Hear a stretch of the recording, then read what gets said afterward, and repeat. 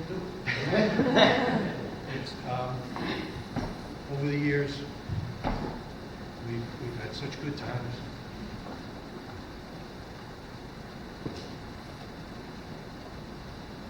We missed you this year. Proving what scouting is about. These guys got the job really well because of the training. The older guys that you learn from the older guys, and it carries on. It carries on in all troops. It really is very good to be here. Thank you.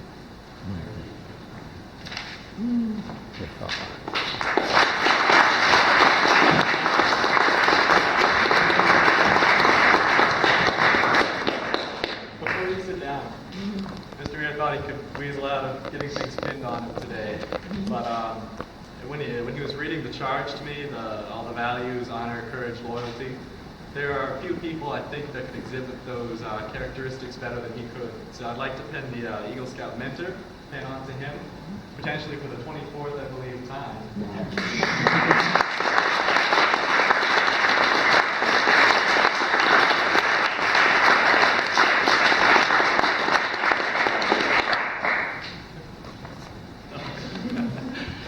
So I'll keep it short because we, of course, want to get to the food, especially all the Eagle Scouts in the room that stood to take their oath and get to eat first, which is one of the few privileges and probably why I came today. Anyways, good afternoon. Since I joined the troop in 2007 with the other members of my patrol, the Cobra Patrol, we have all grown as people, as leaders, and as scouts. There are not many organizations that young people will stay involved with for 7+ years of their lives. And many Boy Scout troops also face that same problem, not getting scouts to stick with it. But Troop 1 does not have that same problem, and I was trying to think of why. I think that the environment that the adult leaders, as well as our scouts, foster here, and have perpetuated over the years, has encouraged young boys here to become young men.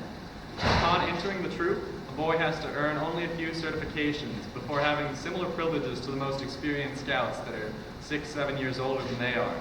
For example, within the first few months after crossing over, boys will typically earn their totem chip.